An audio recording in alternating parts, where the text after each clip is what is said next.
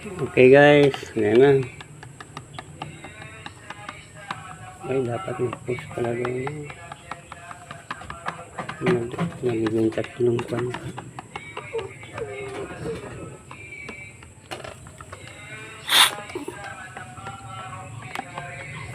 Okay, tapos na guys. Okay, malinis na. Okay, hugasan muna natin.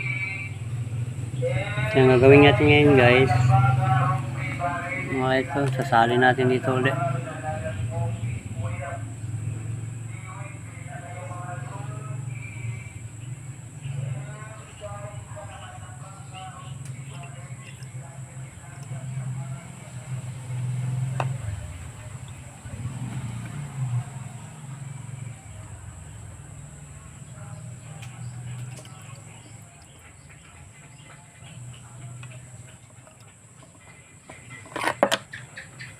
Ayun, okay na. Patakpan na lang natin.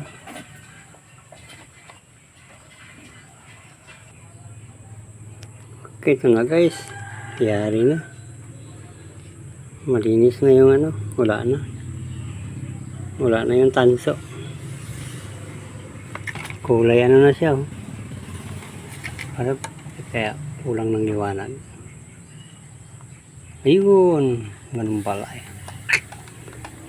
Kulang sa liwanag. Ayan guys, tingnan nyo. Kita pa yung pinag-isisan ko. Okay na guys. Pwede na siya. Ang gagawin natin guys, yung mga bilog ng butas, pakita ko sa inyo. Yung mga butas naman na bilog yan. Palibutan na, isisa natin palibutan. Okay, sandali lang guys, may kukunin. Okay guys, meron tayong